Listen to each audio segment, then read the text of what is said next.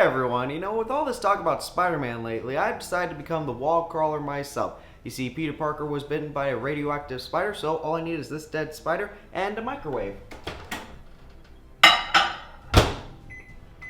With this, I'll finally be able to experience what being Spider-Man is like. It's a dream come true. And it's done!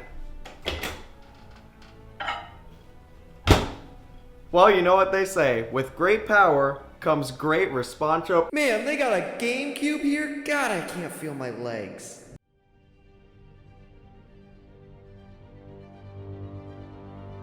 Spider-Man. We all know who he is. Mario! Spider-Man is a true household name, with basically everyone on this planet knowing who he is, his backstory, and some of his most iconic villains of all time. Spider-Man is everywhere, you can't deny it. Books, movies, TV shows, Fortnite, the whole 9 yards. However, Spider-Man video games are also pretty prominent as well. We had 3 games for the original Sam Raimi movies, and then 2 games for the Amazing Spider-Man movies, and a couple of standalone Spider-Man games for the 6th generation of consoles. And that's not even beginning to count the games for the NES, SNES, Genesis, and even mobile devices. Spider-Man has appeared in over 40 different games since the 80s, but when talking about Spider-Man games, it's hard to ignore the most iconic and arguably the best Spider-Man experience of all time, Marvel's Spider-Man for the PlayStation 4. Marvel's Spider-Man, or how most people refer to the game Spider-Man PS4, released on September 7th, 2018 to critical acclaim across the board. Multiple reviewers saying the tried and true statement of, "It makes you feel like Spider-Man," and while it's an overused statement when it comes to superhero video games, it's true. This game truly does make you feel like Spider-Man.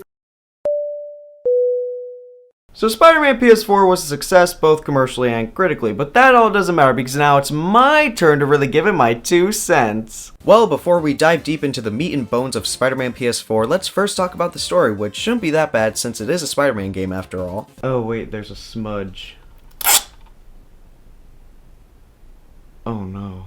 Spider-Man PS4 is a PlayStation exclusive, so I hope you like looking at the backside of every character. However, Spider-Man PS4 is the most non-PlayStation exclusive I have ever seen. Listen, I know it sounds confusing, but what I mean is that Spider-Man PS4 prioritizes its gameplay over its story. Most PlayStation exclusives have tons and tons of hours worth of cutscenes and gameplay moments where you're just holding the stick forward. Spider-Man PS4 has tons of in-depth combat sections, stealth missions, and some of the best movement I've ever seen in a video game. Get to the story! Right, so the story of Spider-Man PS4 isn't incredibly complicated. I would say that it has the easiest to follow story of every PlayStation exclusive, so I'll be going through the story at lightning speed to catch us all up. Ready? So buckle up because it's about to get weird.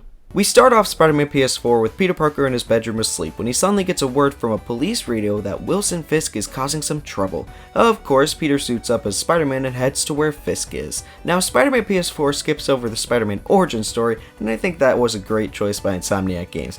We've all seen Peter get bitten by that radioactive spider multiple times now, and it's a story that basically everyone knows. Plus, if you're even remotely interested in Spider-Man PS4, I feel like you would have already known about his origin story. Anyway, we head downtown to do our regular old Spider-Man shenanigans, which acts as the tutorial for the game.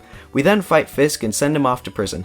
After that, we make our way over to Peter's other job, where he works as an assistant for a scientist named Dr. Otto Octavius. I wonder if he's a good guy! We then do more and more of our regular old Spider-Man stuff when suddenly our ex-girlfriend MJ is in trouble. We head over to save her and find out that there is a new gang in town named the Demons. The Demons are trying to find something that Fisk is hiding. We take them down and continue to take down more and more demons around town until we slowly think things are getting better. We head to an event where we see Norman Osborn giving a medal to Jefferson Davis. He's an officer that helped us out in a mission earlier. Seems like we will be getting to see a lot more of him throughout the game.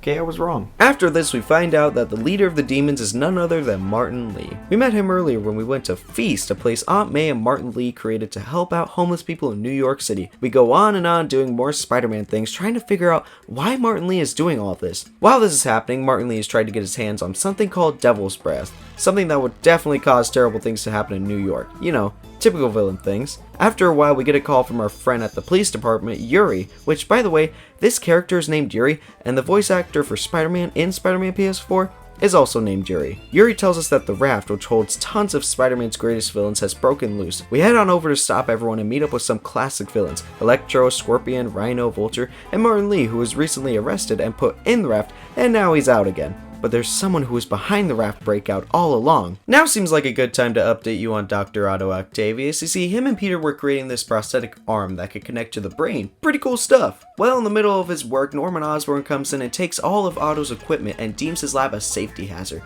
We go back to see Otto after a bit and we see that he got all of his old stuff back and some new stuff as well. We also see that he's working on a new type of prosthetic that can go beyond what a normal arm can do. Hopefully that doesn't go wrong.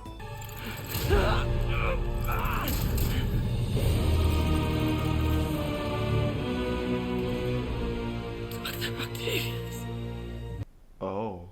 So now all the villains are loose in New York City, and Doc Ock released the Devil's Breath, which is causing everyone in New York to get sick and have to quarantine. This isn't a 2020 fanfiction, this is Spider-Man PS4. We then go out and hunt down the villains and capture Electro and Vulture, who had a pretty fun boss fight together where you have to stay in the air. And then we find Scorpion and Rhino and experience the most boring boss fight in Spider-Man PS4 that it made me want to fall asleep, but I made sure to keep my eyes open. After that, we learn more and more about Martin Lee and Doc Ock and how they both hate Norman Osborn. Martin Lee hates Norman because of an experiment that caused his parents to die, and Otto hates Norman because Norman blamed Martin Lee's parents' death on him. We finally find Martin Lee and we take him down in a very cool looking boss fight. Other than that, it's alright. Now we just need to find Octavius, and hey, he made it easy for us because he found us!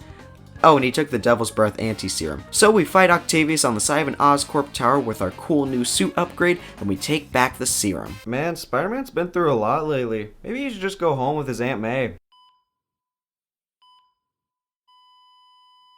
This dude can't catch a break! And that's the story of Spider-Man PS4. Now, to be fair, I skipped over a lot of things. The MJ and Miles missions, the Sable agents, Harry Osborn backstory, the research stations, those darn pigeons. As I said earlier, Spider-Man PS4 is the most in-depth PlayStation exclusive when it comes to its gameplay. In combat sections such as in the story or at certain camps around town ran by the different villain groups, you have a wide range of attacks to use at your disposal. From a normal combo to throwing objects, swing kicking into enemies, webbing them up, throw enemies, and using finishers. And that's not even scratching the surface of what Spider-Man PS4's combat has to offer. You do have a skill tree where whenever you level up you get a skill point to spend on the skill tree, which can unlock new moves for offensive combat, new defensive moves, and new movement options when web swinging. Speaking of web swinging, Insomniac did the unthinkable.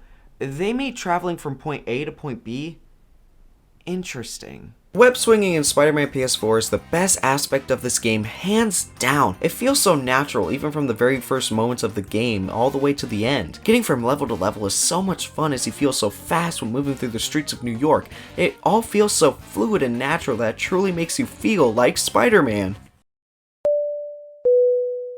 As for New York City itself, it's really cool. I like how accurate they made it to actual New York City. Plus, with all the different buildings, you have tons of options for swinging and exploration. Around the city, you'll find different landmarks to take pictures of, crime activity that you'll need to stop, different villain camps, lost backpacks, and let's not forget the pigeons that are so hard to catch! That does it! I'm killing a bird! And let's not forget the unlockable suits that you can get for Spider-Man. These suits are true fan service for any Spider-Man fan. If you're a fan of the Spider-Man movies, well, there's tons of suits here, ranging all the way from the Tobey Maguire movies to the Tom Holland movies, and even the Andrew Garfield movies as well. If you're a fan of the comics, well, there's tons of that as well, with suits like Spider-Man 2099 and Future Foundation. With all these suits, it's hard to choose a favorite. And that's Spider-Man PS4. Now, obviously I didn't cover everything in the game, but I feel like a lot of the greatest aspects of Spider-Man PS4 are best to be discovered by the player. And I didn't even mention the remaster.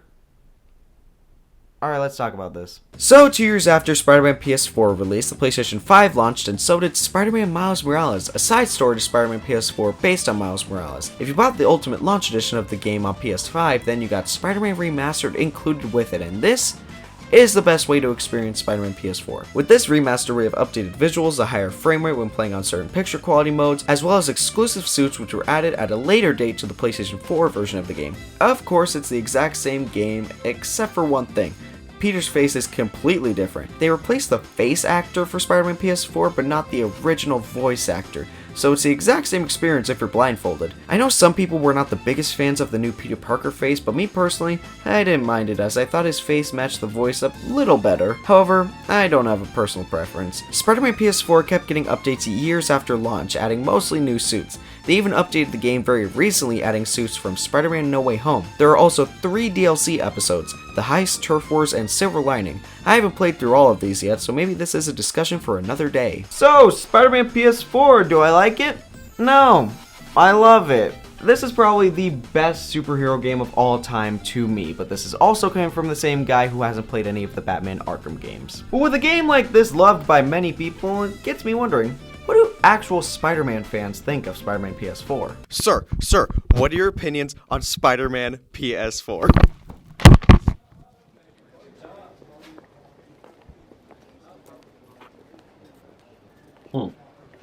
You know, if I had a nickel for every time I ended up in a place like this, I'd have 5 cents.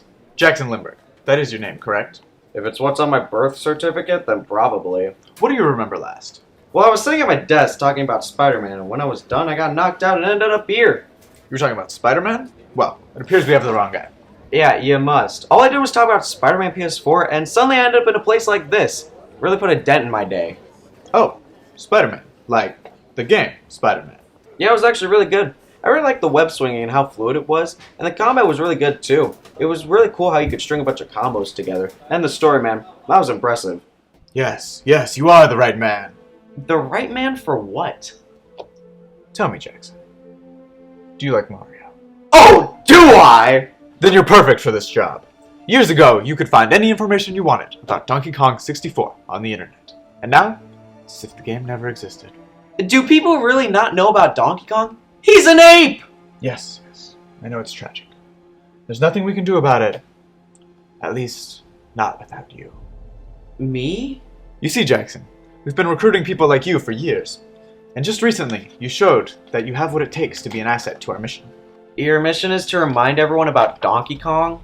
Our mission is to preserve video games as a whole. To remind the world why we played them. So, are you with us? Alright, what's the catch? There is no catch. You just have to keep talking about video games. And never stop again. Alright, I'm in. Splendid. Sign here.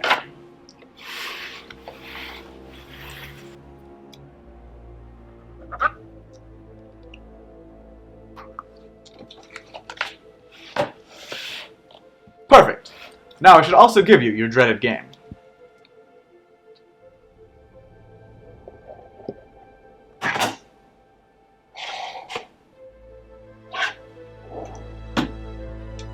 What am I supposed to do with this? You'll know in due time. And remember, Jackson, never stop playing. What?